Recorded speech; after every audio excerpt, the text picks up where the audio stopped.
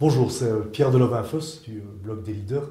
Alors aujourd'hui, je suis de nouveau dans une entreprise qui a une gouvernance vraiment centrée sur l'humain et je suis chez Onirix. Onirix avec un de ses cofondateurs, donc qui est Geoffroy Fauveau. Geoffroy, bonjour. Bonjour Père. Est-ce que tu peux nous expliquer en 2 minutes max un peu toi-même et surtout Onirix? Ok. Donc moi, je suis un des cofondateurs de la société. On était trois au départ. Onirix a été cofondé donc en 2008. C'est une société de consultance en informatique. Donc nos plus gros clients sont dans le service public, SPF Finance, le Forum. On fait surtout de la réalisation de solutions sur mesure, développement sur mesure, intégration de logiciels. Voilà, ça c'est notre corps de métier. Dans notre manière de faire, depuis le début, il y avait quelque chose d'un peu atypique que nos clients ont remarqué depuis le début. Au début, pour moi, c'était voilà, une manière de faire qui me paraissait naturelle, évidente. Et petit à petit, j'ai découvert qu'en fait, j'étais loin d'être le seul à pratiquer comme ça. Que certes c'était dans une démarche pionnière, mais qu'il y avait d'autres entreprises et d'autres personnes qui avaient aussi cette recherche de modèles de fonctionnement différents, recentrant l'espace de décision sur des nouveaux critères, sur l'humain, sur la qualité, sur la satisfaction client-employé, et faisant passer certains critères ce que je nommerais plus traditionnels, à un second rang, comme la performance ou le financier. Et donc moi, de par mon chemin de vie, j'ai envie de dire simplement comme ça, c'était ma manière spontanée de fonctionner, que petit à petit j'ai travaillé pour lui donner une structure plus consciente, plus explicite, pour pouvoir être partagé et pour pouvoir s'inscrire dans les processus de la société. D'accord. Alors au début, vous étiez 3 associés. Oui. Maintenant, tu es seul. Il y a une date charnière là aussi quelque part en 2012 où j'ai l'impression que tu prends davantage conscience que ton modèle, en fait, c'est pas le modèle de tout le monde. Oui. Tu peux un peu expliquer là comment ça s'est passé? Pourquoi est-ce que vous n'avez pas réussi à continuer à 3? Il y a eu visiblement des divergences de vues. Donc au départ, on démarre l'aventure à trois, chacun avec ses compétences, ses complémentarités, ça se passe bien. Et puis au moment où la société grandit, il y a besoin de commencer à structurer, à organiser, à être moins dans l'implicite, dans l'informel. Et là commencent du coup à apparaître les besoins d'expliciter certains modes de fonctionnement. Et avec le recul, je me rends compte que c'est là où des premières tensions commencent à apparaître. Quand il faut de la structure. Quand il a eu besoin de rendre explicite, oui, de mettre de la structure et de poser des processus. Oui. C'est intéressant. À ce moment-là, vous êtes à combien? Je dirais qu'on doit être aux alentours d'une dizaine de personnes. Une dizaine de personnes. Oui. Okay. Aujourd'hui, vous êtes à combien juste pour On est 49 employés et une dizaine de freelance qui tournent. Une soixantaine. Oui. Ok, parfait. Et donc à ce moment-là, voilà, ça commence à frictionner. On cherche quand même à trouver un modus operandi. On va chercher un regard extérieur. Et puis on met en place un comité de direction. Et puis moi, il y a un truc, je le sens pas en fait. Ouais, c'est pas juste. On essaye, mais ça marche pas. Et je suis petit à petit, je commence à me rendre compte parce que d'autres personnes me disent mais Geoffroy, non, c'est pas ça la boîte, t'assumes pas ton rôle, c'est toi le leader, c'est toi qui sais comment ça marche. Et en fait, au fond de moi, je veux pas être un boss. Et donc, une grosse partie de mon chemin a été d'assumer que oui, j'étais le véritable leader de la société, mais pas un leader traditionnel. Ouais, mais pas son manager, quoi. Voilà, et donc qu'en même temps, mon style de leadership est un style de leadership participatif, mais à la base basé avec le rejet du boss. Donc je n'ai pas assumé d'emblée de dire ok, c'est moi le leader. Et je n'osais pas le faire. Donc il y a eu aussi tout mon cheminement d'arriver à prendre cette place. Et donc il y a eu un premier associé avec qui c'était beaucoup plus difficile. Et sans rentrer dans les détails, on a rompu la collaboration. Et on a racheté ses parts. Et puis il y a eu un deuxième associé avec qui on était plus proche en fait dans le mindset, et où là il y a eu plus une différenciation par rapport à nos points de vue qui à certains moments n'étaient pas tout à fait les mêmes. Et puis à un moment simplement on avait créé une autre société ensemble, il a repris cette autre société, a fait son chemin, et moi j'ai gardé la main sur celle-ci. Et là, c'était une différenciation très, j'ai envie de dire, globalement bien vécue. Alors, avec des moments de tension, des moments de friction, mais globalement bien vécue. En fait. Alors, il te restait à assumer le fait que, bon, ben oui, tu étais certainement un leader, mais tu étais quand même aussi le seul boss à bord à ce moment-là. Oui, tout à fait. Et ça, moi, ça a été mon chemin personnel. Ouais, c'est ça. C'est je suis quelqu'un qui, à la base, ne veut pas une posture de pouvoir. Alors, à ma manière, j'avais quand même le pouvoir sur la boîte, mais parce que c'est impossible de faire sans. Ce qu'on rejette, on le crée d'une manière plus indirecte. On rejette, on le crée. Donc, je l'avais créé d'une manière où je ne l'associais pas au pouvoir, mais j'avais le pouvoir sur la société. Ouais. Donc, oui, ça a été tout un chemin de le reconnaître, et au fur et à mesure de la reconnaissance, d'accepter de le lâcher consciemment et d'accepter que ce soit repris d'une autre manière dans des structures collectives. Donc ça veut dire que tu as reconnu que tu avais un pouvoir, et que c'est parce que tu avais ce pouvoir que tu étais capable de le transférer à d'autres. Oui, c'est aussi d'accepter. Oui, c'est ça. En fait, j'avais, dans ce que j'ai envie de dire, dans mes capacités, dans certains de mes dons, j'ai la capacité d'animer un collectif d'une manière très participative, de faire émerger des décisions en mode d'intelligence collective. Je fais ça assez spontanément et naturellement. Du coup, oui, j'avais plutôt un leadership d'animateur avec un certain charisme dans l'animation, dans être capable d'emmener en fait la structure dans des solutions innovantes, dans des challenges intéressants, et du coup d'aller dans des situations où en effet nos partenaires ou nos concurrents nous demandaient mais comment vous faites, et moi je disais c'est l'équipe. C'est l'équipe, ouais. À certains clients j'ai dit ma fierté c'est d'avoir réussi à m'entourer. Le reste, ça je le prends comme ce que j'ai réussi à faire, trouver les bonnes personnes. Le reste c'est le travail de l'équipe. Ce que je ne me reconnaissais pas à l'époque, c'était que c'était moi qui animais l'équipe. C'est ça. Et donc l'équipe s'appuyait sur moi pour cette animation. Et donc j'avais plutôt un pouvoir dans la dépendance à mon animation. C'est parce que j'étais capable d'animer cette équipe qu'elle arrivait à de tels résultats. Alors, certaines personnes sont intéressées, m'ont dit mais comment tu fais, explique-nous. Et j'essayais, ils me disaient mais Geoffroy, quand on fait ce que tu dis, ça marche pas, on n'y arrive pas. Et donc je n'avais pas encore à ce moment-là une perception suffisamment claire de ce qui faisait que ça marchait. C'était un fonctionnement inconscient. Et du coup, il y avait une dépendance sur moi. C'était ma manière d'avoir le pouvoir sur la boîte.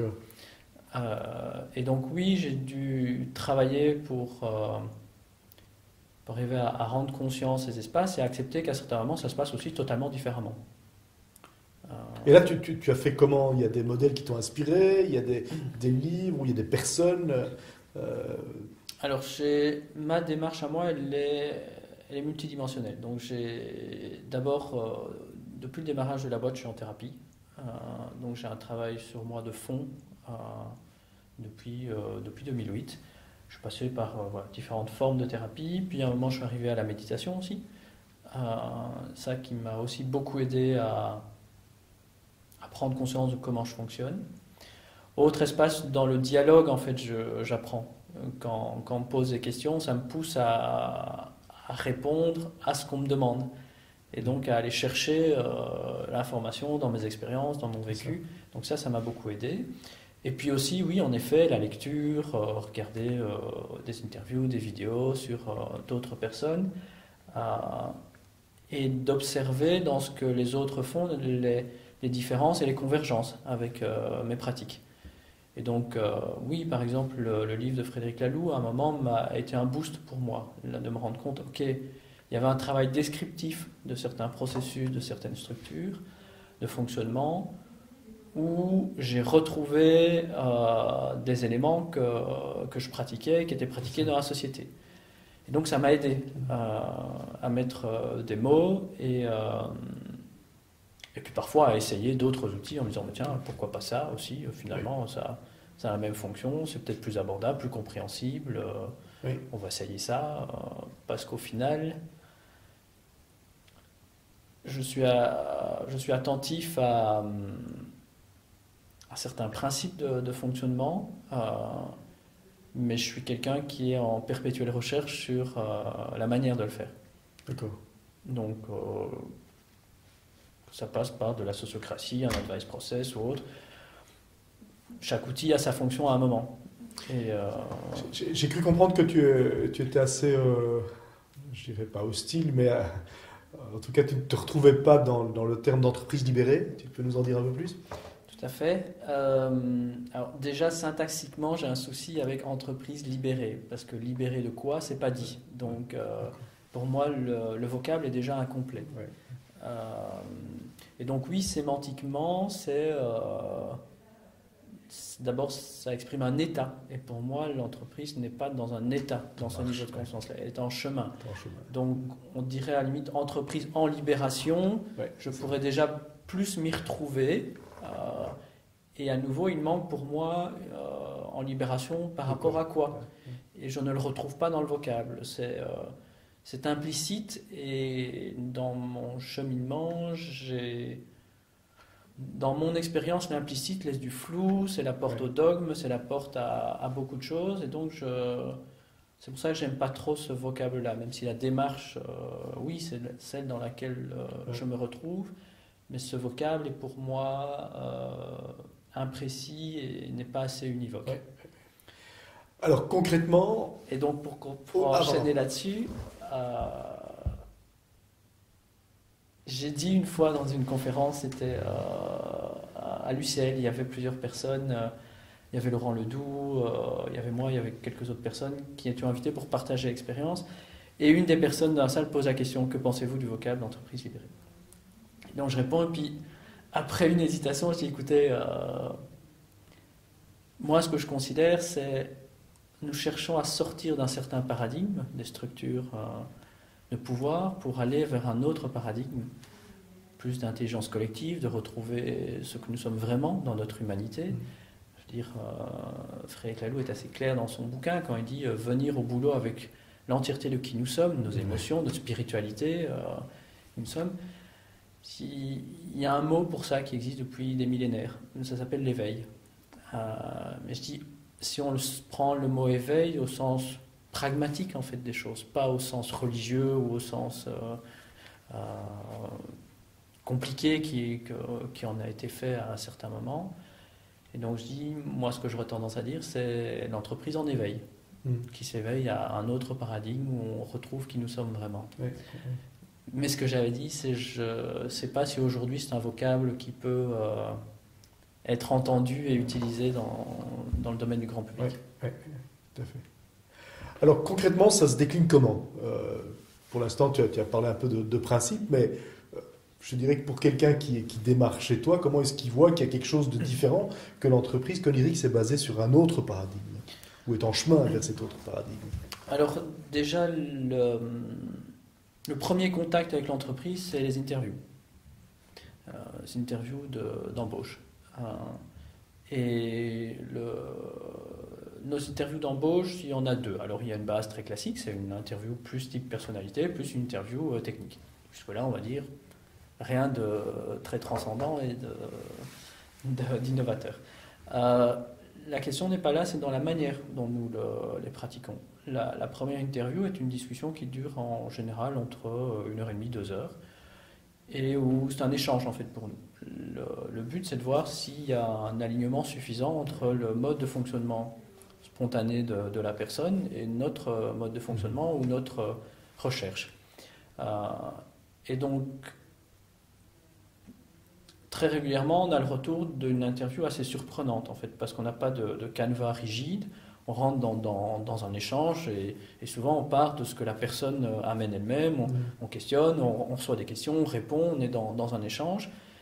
Et très régulièrement, enfin la majorité du temps, les personnes nous disent merci pour l'écoute, merci pour l'échange. On s'est senti accueilli, écouté, entendu dans qui nous sommes.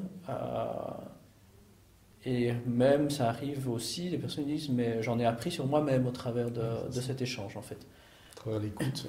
Voilà. Donc, ça, c'est déjà un premier point. Puis après, il y a l'interview technique. Là, on vérifie aussi qu'il y a une adéquation dans les skills techniques. Donc ça, c'est déjà une première différence. Après, dans le mode de fonctionnement de la société, il y a quelques éléments, j'ai envie de dire, clés dans notre mode de fonctionnement qui manifeste ce côté atypique. Au niveau nous sommes une société de consultance, donc les consultants sont affectés à des missions. Notre processus, ce qu'on appelle notre processus de staffing, se fait par consentement. C'est-à-dire qu'on ne force jamais quelqu'un à dire « toi, tu vas là, point ». Ça se fait par consentement. Donc ça veut dire que on a des processus où on communique, on publie les postes à pourvoir. Or, parfois, on va chercher des personnes parce qu'on pense on dit, mais tiens, il nous semble quand même que ce serait bon pour toi. Ouais, mais non, je ne suis pas assez senior. Ben, si, regarde, certaines personnes ont tendance parfois à ne pas oser ou à se sous-reconnaître en termes de qualité. Donc, ça nous arrive d'aller un peu pousser certaines personnes. Mais à la fin, le choix se fait par consentement. Donc, et parfois, quand c'est des staffings plus complexes, on réunit les personnes candidats ou les personnes qu'on a été chercher en disant on pense que tu pourrais convenir, viens au meeting. Et ça discute et il arrive parfois d'avoir des réflexions et dire ok, j'aimerais bien aller vers ce genre de projet, mais je suis déjà sur un projet comme ça, c'est pas le genre de projet qu'on a beaucoup, je laisse ma place à quelqu'un d'autre. Donc on voit là une implication et une réflexion qui se fait avec les différentes personnes et il y a une attente d'une certaine maturité des personnes pour se positionner dans ce type de processus. Donc ça, c'est un exemple. Un autre exemple qui est assez parlant, c'est la dimension financière. Donc, chez nous, les personnes ont la possibilité, on ne l'oblige pas, de publier leur package en interne. Et elles ont la possibilité, on a un processus qui est maintenant annuel d'augmentation, et les personnes, l'année dernière, on leur a laissé le choix entre un processus hiérarchique ou un processus d'intelligence collective. Avant, on ne laissait pas le choix. On faisait intelligence collective, on a remarqué que pour certains, c'était trop. Et en fait, on a eu l'effet assez surprenant, quand on a laissé le choix, il n'y a personne qui a choisi le processus hiérarchique. Tout le monde a choisi, tous ceux qui souhaitaient ont choisi le processus d'intelligence collective. Donc le processus hiérarchique, c'était quelqu'un de la hiérarchie, mais ça veut dire quoi la hiérarchie chez vous ? Alors on aurait joué le jeu de la hiérarchie en disant quelqu'un qui a plus d'expérience, de responsabilité va jouer le rôle du manager pour et une augmentation et un processus de décision in fine validé par la gérance qui dit oui, j'accepte la décision d'un tel. Mais unitairement pour la personne dire ou lui dire non, donc classique quoi. Et alors l'autre processus, ça se passe comment en intelligence collective ? Alors l'autre processus s'appuie sur un prérequis d'un processus tiers qui est chez nous le processus de feedback. Donc les personnes qui rentrent dans un processus d'augmentation doivent d'abord faire leur auto-feedback et aller demander le feedback des collègues avec qui ils travaillent. L'équivalent de ce qui traditionnellement s'appelle un feedback 360. Mais ici animé par la personne elle-même, pour elle-même. Donc ça peut être des clients également. Ça peut être des clients. Comme ce sont des consultants. Oui, ça peut être des clients, tout à fait. Okay. Et donc la personne fait son propre processus pour alimenter in fine son auto-feedback. Et donc elle va demander à son client, tiens, comment est-ce que vous percevez mon travail ? À son collègue, tiens, on bosse ensemble sur ce projet-là depuis un an. Quelles sont mes forces, quelles sont mes faiblesses aussi ? Tout à fait. Qu'est-ce que tu voudrais que je change ? Elle pose toutes les questions qu'elle souhaite pour alimenter in fine, son regard sur sa situation. Ok. Et le cœur de la démarche est l'autofeedback, au final. Parce que ce qui est attendu, ce qui est demandé aux personnes quand elles font du feedback près de l'extérieur, c'est pas juste dire ah, un tel m'a dit que. Ça, quelque part, oui, pour nous, c'est une étape, mais c'est surtout qu'est-ce que j'en retiens, qu'est-ce que moi j'en fais, en quoi ça me parle. Parce que parfois, la personne m'a dit que, mais c'est juste sa projection. Donc, ça ne m'appartient pas. Donc, il y a cette dimension de se réapproprier, en fait. C'est pour ça que chez nous, c'est l'autofeedback qui est le cœur de la démarche. Donc, une fois que cette étape est faite, il y a un lien avec les personnes de ressources humaines qui aident, qui soutiennent ou qui donnent un retour par rapport à l'autofeedback. Donc il y a une discussion avec une personne des ressources humaines. Et puis il y a l'obligation de se renseigner sur le contexte commercial, business, financier de la société.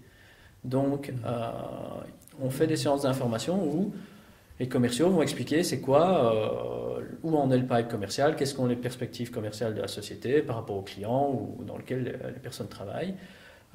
Les personnes responsables de la dimension financière vont expliquer quels sont l'état des finances de la société, où on en est.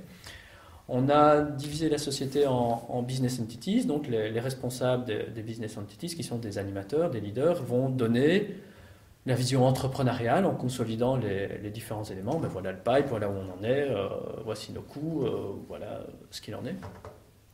Et donc, les personnes qui font ce qu'on appelle un advice package chez nous ont l'obligation d'aller s'informer sur ces différents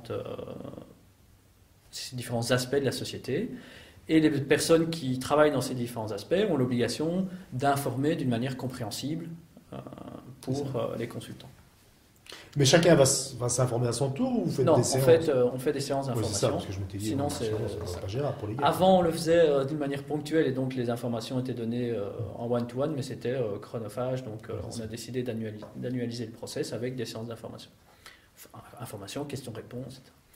L'objectif pour nous est que les personnes se sensibilisent au fonctionnement de la société. Et en fait, la prise de décision d'un package, c'est pas ça ou c'est pas à la télé j'ai entendu qu'une société au Japon, non, c'est s'imprégner du contexte de la société, de son business, de sa situation, de se dire ok, où moi je me positionne par rapport à ça, qu'est-ce que j'estime être juste de prendre comme rémunération par rapport à l'état de la société, à ce que j'apporte aux enjeux, à mon évolution, bref, une vue un minimum entrepreneuriale de la société.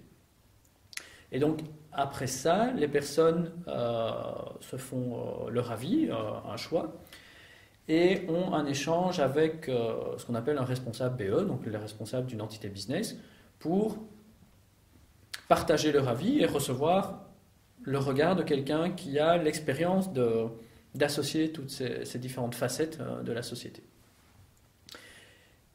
À nouveau, la personne ne vient pas chercher une validation, elle vient chercher un avis de quelqu'un qui a l'expérience d'associer toutes ces informations. Et donc, elle reçoit l'avis et puis elle décide. Donc, l'idée c'est, écoute, tu voudrais bien, aujourd'hui tu as un salaire d'autant, tu voudrais bien 300 € de plus ou 100 € de plus, voilà mon avis. En fonction de tout ce que tu m'amènes là, toi personnellement tu en es là tu as encore tout ça à évoluer. Tu as tel type de rôle, donc au niveau du marché, voilà les marges que nous avons, qu'Onirix a sur ton travail, voilà les frais généraux. Et donc si tu mets les 300 € de plus, la marge il restera quasiment plus rien. Alors ça c'est un point de vue, mais c'est aussi d'inviter la personne à se rendre compte de son positionnement par rapport à sa carrière. Donc ça va être ok, tu me dis que tu veux 300 € en plus, ça t'amène à tel type de coût pour la société. Ça veut dire que sur tel type de profil ou de responsabilité, tu ne pourras plus prester parce qu'on sera à perte. Donc ça veut dire que ta carrière s'oriente vers d'autres types de responsabilités, ceci ou cela. Ou alors, tel type de clientèle où on est à des prix plus serrés, ce sera plus possible. Donc il y a des dimensions aussi qui surtout de voir où la personne a une responsabilité en termes de positionnement ou de choix, ou que ce soit un minimum actionnable pour elle en fait. Pas juste un concept théorique de la société, parce que finalement, la marge de la société, tellement variable que qu'est-ce que les 300 euros par mois d'une personne, enfin, c'est trop loin de son vécu au quotidien. Oui. Donc c'est surtout la ramener dans où ce choix d'un package a des liens, des impacts sur son vécu au quotidien. D'accord. Ou lui attirer son attention, parfois c'est dans le sens, c'est dire écoute, mais est-ce que tu te rends compte qu'avec l'évolution que tu as eue, en fait tu pourrais avoir un salaire bien plus élevé. C'est ça. Ouais. Et donc, moi, je t'invite à prendre plus. C'est ça. Donc, parce que c'est ça aussi, à certains moments, c'est les personnes qui n'osent pas. Et donc, à un moment, c'est inviter les personnes aussi. Il y a des personnes qui disent, écoute, on pense que tu devrais faire un advice package. Et à certains moments, on a même déjà, je ne sais plus si on l'a fait ou pas, mais on l'avait envisagé, de dire, ok, si la personne ne le fait pas, en mode hiérarchique, on l'augmentera. Parce qu'on ne veut pas non plus que l'intelligence collective et la responsabilité qu'on demande soit un prétexte à une pression salariale. C'est pas l'objet. Donc, mais finalement, les personnes l'ont fait, on les a soutenues dans le processus. Et au final, c'était même, elles s'en sont trouvées grandies en fait, de dire mais j'ai réussi à le faire. Moi qui n'osais pas, j'ai réussi à le faire. Et alors, c'est un processus annuel, ça veut dire que tout le monde le fait ou bien uniquement ceux qui le souhaitent? Uniquement ceux qui le souhaitent. Ceux qui le souhaitent, ok. Et il y a un espace de validation qui n'est pas laissé à la liberté des personnes, c'est sur l'enveloppe globale d'augmentation. Celle-là, elle est validée comme étant acceptable ou pas au niveau de la gestion globale de la société. Okay. Bon, l'année dernière, on l'a fait a posteriori. Il est possible que dans les évolutions, on le fasse a priori, en donnant l'enveloppe qui est disponible. Okay. Mais ça, on le garde comme une validation, comme un garde-fou pour s'assurer par rapport à la pérennité de la société. Et jusqu'à présent, vous l'avez déjà fait depuis plusieurs années ou Alors, ça fait plusieurs années qu'on fonctionne comme ça. On l'a fait qu'une année dans un processus, tout le monde en même temps. Et ici, on est en train de le relancer. Les processus de feedback sont en cours et on va relancer le processus d'augmentation cette année. Ok. Et donc ça se passe bien? Ça se passe bien. Là, c'est un processus que moi je perçois comme converger vers un point de stabilité par rapport à comment fonctionne la société. Okay. On a trouvé un modus operandi qui équilibre des dimensions collectives et individuelles. Et donc la condition pour qu'ils fassent le truc collectif, c'est que leur salaire sera publié. Alors, leur salaire doit être publié avant. Et ils doivent faire un auto-feedback, un processus de feedback. La publication est un prérequis parce que il y a deux garde-fous à ce processus. Il y a un garde-fou collectif sur la validation de l'enveloppe et l'autre garde-fou est le feedback. Et donc, si le package est confidentiel, lors d'un feedback, il ne peut pas y avoir de retour. Ça m'est arrivé l'année dernière, en cours de processus, par rapport à une personne qui je trouvais exagérait, de lui faire en cours de processus un feedback, de lui dire ok, tu as le choix, je ne bloquerai pas, mais je te donne mon avis sur le risque que tu prends si tu décides de cette augmentation. Voilà, par rapport à la moyenne salariale de la société, par rapport à ton job ou autre, mon avis à moi, c'est que tu vas t'exposer à un salaire bien trop élevé par rapport à la société et que tu risques de récupérer une pression sociale importante. Maintenant, je dis, tu es libre. Oui, c'est ça. On responsabilise les gens. Parce qu'en sachant, je n'aime pas la pression sociale sans avertir. Quand je vois qu'il risque d'avoir une pression sociale, je vais le mentionner à la personne. C'est vrai que le garde-fou est une pression sociale, mais j'estime que ce n'est pas un plaisir de vivre une pression sociale. Donc, si à un moment ça peut se percevoir avant que la personne franchisse le pas, j'estime que c'est important de lui mentionner. Okay. Et après, c'est là où elle a sa liberté. En sachant que chez nous, un processus de feedback peut s'escalader et si ça rentre dans... Le licenciement est chez nous une possibilité dans un processus de feedback qui est escaladé jusqu'au plus haut niveau avec la demande d'intervention de la gérance parce que quelqu'un considère qu'il y a un abus. Donc c'est pour ça que si tu veux, quand quelqu'un trouve qu'il y a quelque chose qui ne fonctionne pas, ben, il a la liberté, voire le devoir d'aller le mentionner. sachant que ça peut être son interprétation qui est erronée aussi. Donc il y a un processus de feedback. Si ça suffit là, voilà, ça s'arrête, c'est bien. Si la personne trouve que non, elle n'arrive pas à se faire comprendre, elle trouve qu'éventuellement il y a un abus et qu'il reste, elle va dire ok, je demande l'intervention d'un facilitateur pour aider à ce qu'on puisse dialoguer. Si ça ne fonctionne pas, elle va dire ok, je demande l'intervention de la gérance qui intervient à la fois dans un rôle de facilitation mais en pouvant mettre le poids de son expérience et de... La gérance, c'est toi? Moi et maintenant Isabelle, mais avant c'était moi. Et la gérance, dans ce cadre-là, se donne le droit de pouvoir trancher, voire de licencier. Ok. Donc, le fait de prévenir une personne qu'elle s'expose à l'enclenchement de ce genre de processus l'attire sur le fait qu'il y a peut-être un truc qu'elle a loupé. Oui. Alors, en lui donnant les éléments factuels sur lesquels on s'appuie pour penser qu'elle a loupé quelque chose, mais après, nous laissons la liberté à la personne de rentrer dedans ou pas. On assume la conséquence de ses choix, ce qui est la règle de la vie humaine quelque part. Oui, mais qui n'est pas facile à intégrer, parce qu'à ce moment-là, les personnes sont quand même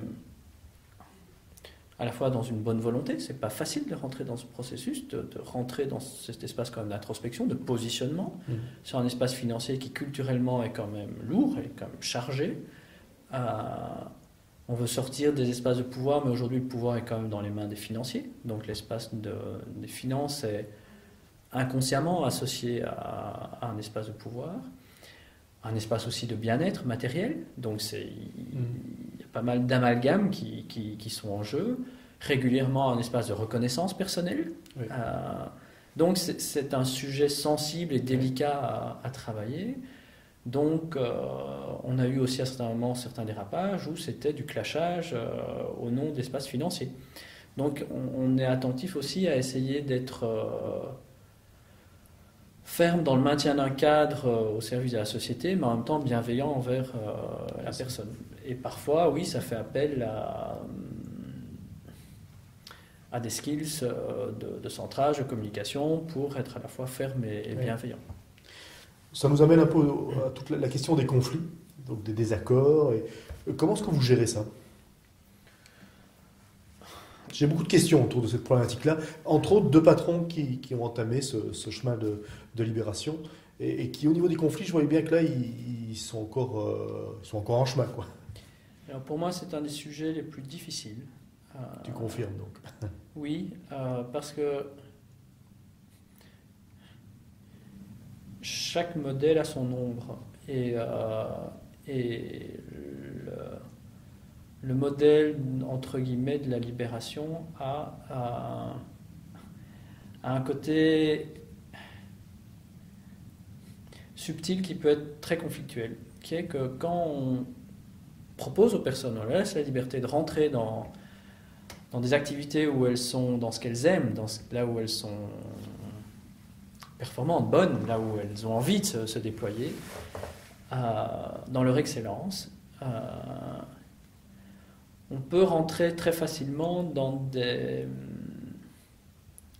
situations où les personnes sont bonnes mais ne se rendent pas compte qu'elles sont 3 km en avance par rapport au collectif. Et que donc si elles n'apportent pas une dimension plus pédagogique, d'arriver à, elles, lever le pied par rapport à où elles sont dans leurs dons, elles rentrent dans une posture qui est en façade, je veux tirer la boîte pour l'emmener vers du mieux et du mieux-être pour tout le monde. Et c'est en partie vrai, mais il n'y a pas que ça. Il y a aussi je suis meilleur que tous les autres et vous êtes bien loin derrière moi. C'est ça. Et ça génère du conflit, ça génère de la tension. Et parfois, ça génère une pression extrêmement importante sur le collectif. Quand chacun commence à dire « Ok, mais moi je sais que ça, on pourrait faire mieux, machin. » Et donc, je propose des choses, je demande qu'on le fasse, et je dis « Ah bah ouais, c'est bien, en plus, c'est la qualité qu'on te reconnaît, on va essayer. » Et quand il y a 10 personnes qui font ça, ça met une pression d'évolution sur le collectif qui est énorme. Et à un moment, on dit « Attends, tu nous fais chier, on n'y arrive plus, quoi. » Et donc, ça génère du conflit. Et donc,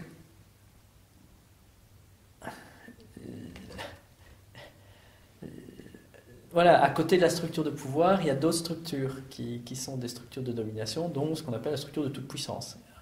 Et celle-là, pour moi, est l'ombre du modèle dans la libération. Et où soit on crée de la dépendance parce qu'on va suivre celui qui est bon et finalement on lui dit amen parce qu'il est meilleur et qu'on a autre chose à faire donc on va le suivre. C'est pas de la libération, ça, on recrée de la dépendance. Oui. Je suis tombé dans le cas moi-même au début, donc et c'est dur de s'en rendre compte, de dire mais c'est pour le bien quand même. Oui, c'est ça. Oui, mais le mieux est l'ennemi du bien à certains moments. Ouais. Donc j'ai à lever la pédale par rapport à là où c'est mon don, parce que les autres ne suivent pas. Et je suis plus dans du collectif à ce moment-là. Ouais. Je suis dans moi tout seul devant les autres. Donc, et c'est difficile dans une situation conflictuelle parce que le fond de ce que la personne amène est juste. C'est ça. Et c'est vraiment une démarche qui, si elle s'intègre au bon rythme, au bon moment, pourrait être un réel boost pour la société. Ouais. Mais la forme et la manière avec laquelle la personne amène crée le conflit. Ouais. Si je vais trop vite, si j'impose, si c'est vraiment pour moi un besoin de reconnaissance que d'être... voilà.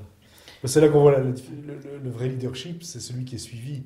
Si j'ai une super idée et que je cours en tête, il n'y a personne derrière moi, quelque part je ne suis pas un leader, j'ai simplement une idée, quoi. Oui, ou je vais créer un autre type de leadership, mais pas celui de l'entreprise autonome ou libérée ou autre. Je vais créer un leadership, c'est un peu celui que j'avais au départ. C'est un leadership où je vais dominer par mon don, et comme je suis à une place hiérarchique reconnue, les autres vont me suivre. Finalement, ils vont me croire et je recrée un système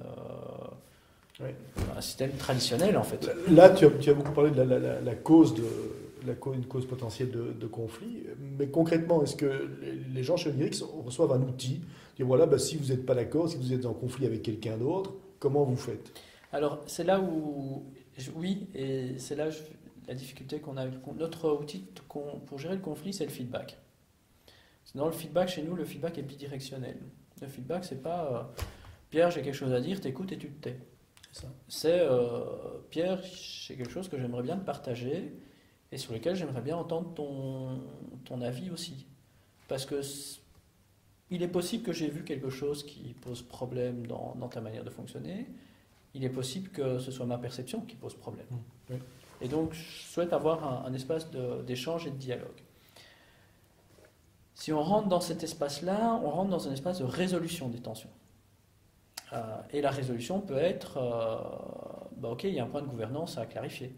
Ok, on remarque qu'en fait, il y a une attente différente en termes de compréhension du job de l'un ou de l'autre. Ou c'est, ok, j'étais surchargé, j'ai pas fait le truc, ou ok, ça, personne ne l'avait vu, et en fait, ta question nous amène à considérer qu'il y a un truc qu'on a loupé chez le client. C'est ça. Donc, ça peut amener à soit une décision opérationnelle, soit à lancer un processus de gouvernance, soit à dire, ok, là, on se rend compte qu'en fait, il y a un truc qui est à faire évoluer dans la boîte. On va peut-être faire un projet, ou non, c'est juste, je me suis complètement fourvoyé dans ma compréhension de la situation. Donc, le dialogue. Alors, pour moi, il y a une différence d'abord entre conflit et tension. Une tension, ça se règle dans des réunions au quotidien. Le conflit, on va plus passer par le feedback et par la facilitation. Alors, si jamais ça ne suffit pas, toutes les personnes ont le droit de prendre du coaching dans la société. Donc, si elles souhaitent dire, ok, je me rends compte que je bloque, je n'arrive pas à exprimer les choses, je vais rentrer dans le clash tout de suite, où je remarque que, quand je reçois un mail, tout de suite, je le prends mal. Alors que quand je le lis avec quelqu'un d'autre, en fait, je comprends que la formulation est tout à fait neutre. Ok, j'ai envie d'en faire quelque chose parce que ça ne me convient pas, je peux... demander un coaching. On a des coachs qu'on propose, ou je peux être un coach, on me demande juste de checker qu'il soit compatible avec le modèle de la boîte, et je peux aller chercher du coaching pour m'aider. Donc il y a un outil, j'ai envie de dire, relationnel qui est le feedback facilitation, et un outil individuel qui est le coaching. Ok, ça c'est bien. Mais ça fait appel, et ça c'est quelque part l'attente qui est posée, oui, ça fait appel à une certaine maturité personnelle. Alors, je commence à réintroduire un troisième outil qui parfois est nécessaire, c'est la hiérarchie.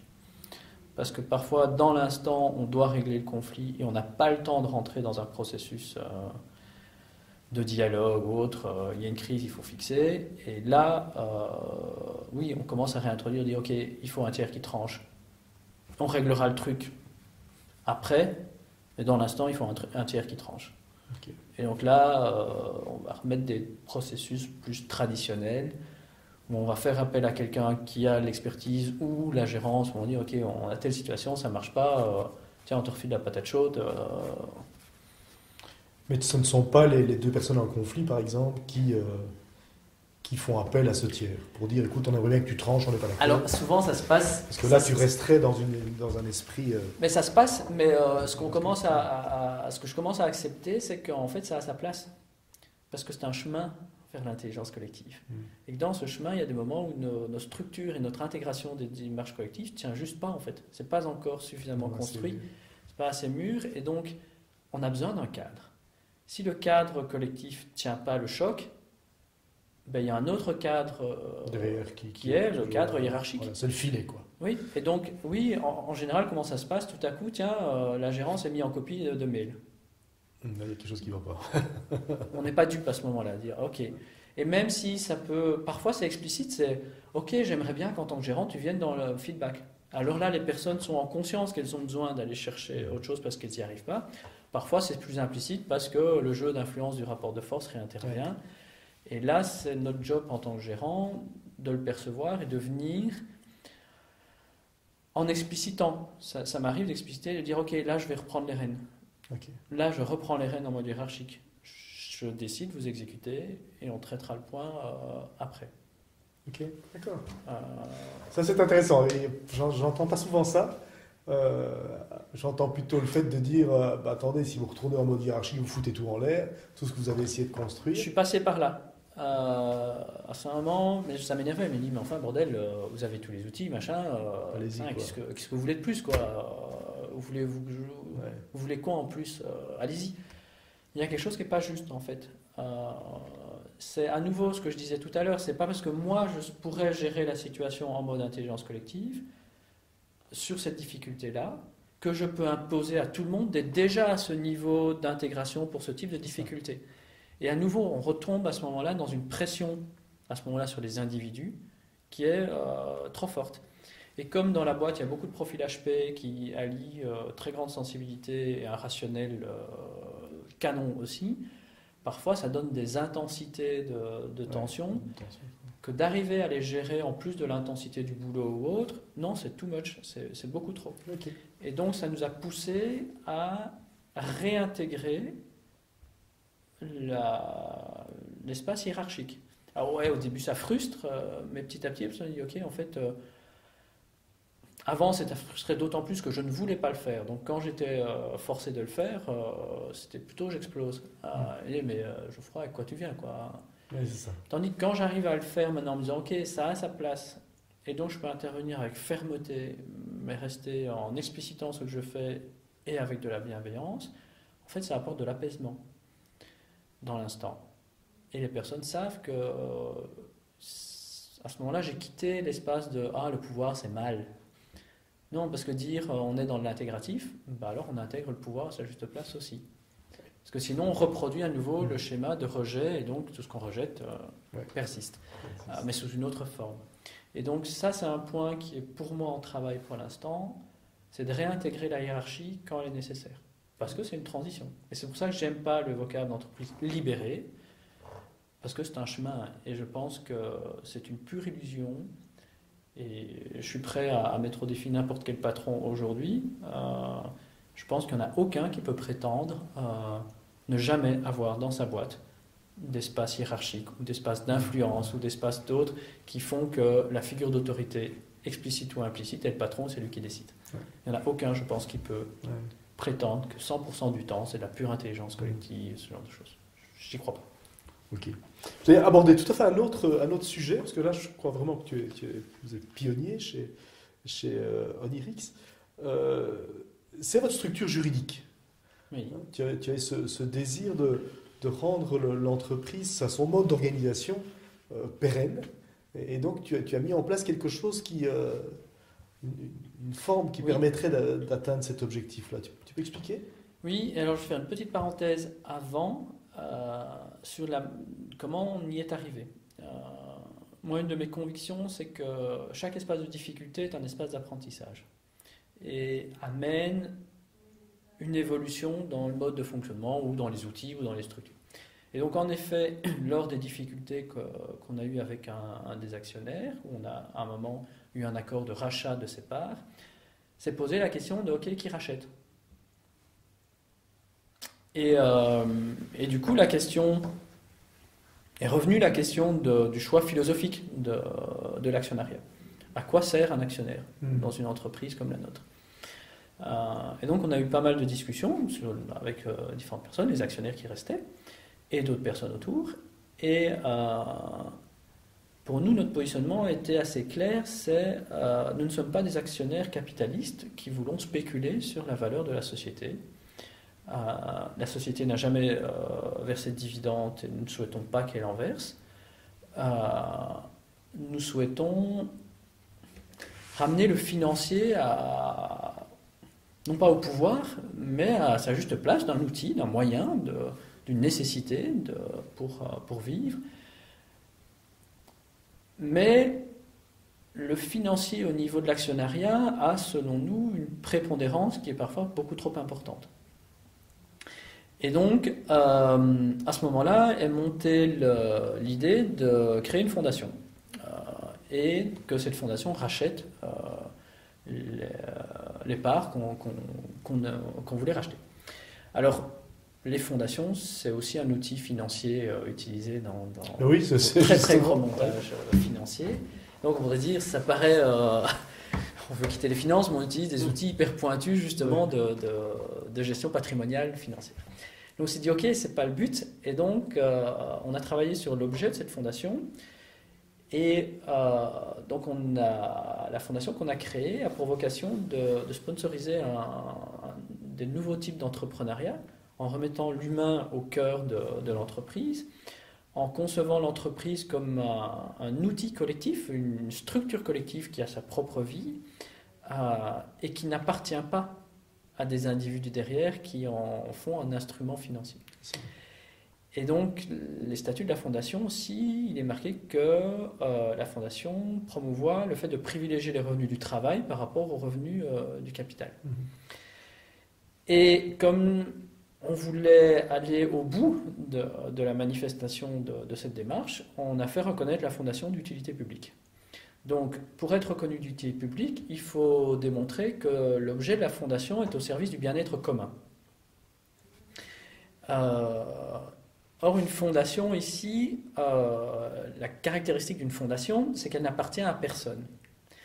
C'est pour ça que c'est pratique dans des successions ou autres, parce qu'il n'y a pas de détenteur. Donc c'est un outil fiscal intéressant. Mais ici, c'est l'autre facette de la non-appartenance qui nous intéressait. C'est qu'à partir du moment où une fondation est actionnaire, il n'y a pas de bénéficiaire effectif en termes de possession derrière.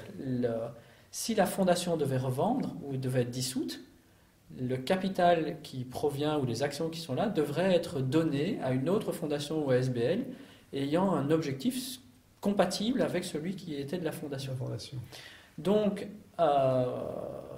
ça nous permettait d'avoir un outil juridique reconnu par le ministère de la Justice, parce que la reconnaissance d'utilité publique est donnée par le ministère de la Justice, comme quoi on pouvait être un actionnaire au service du bien-être commun. Et donc la démarche d'actionnariat était au service du bien-être commun. Et donc cette fondation a comme objectif et comme fonction de pouvoir accompagner, promouvoir ce type d'entrepreneuriat. Et pour ça, elle peut faire de la promotion, faire de l'accompagnement, faire du coaching, mais également être actionnaire ou gérante. Et donc aujourd'hui, la fondation est à la fois actionnaire de 40%, détient 40% de la société et est gérante également de la société. Ok. Et donc ça assure cette pérennité. Voilà. Ok. Bon, voilà, on arrive à la fin de cette interview. Et je me pose toujours la même question pour terminer. Qu'as-tu envie de dire à des patrons qui, comme toi, ont ce désir de mettre l'humain au centre, mais qui sont toujours dans une structure classique? Qu'est-ce que tu as envie de leur conseiller ou de leur partager? Alors, il y a plusieurs choses. D'abord, je pense que tel que tu l'as formulé, il y a quelque chose pour moi de très important, c'est d'être en lien avec ce désir. Le désir, il est intérieur. C'est ça.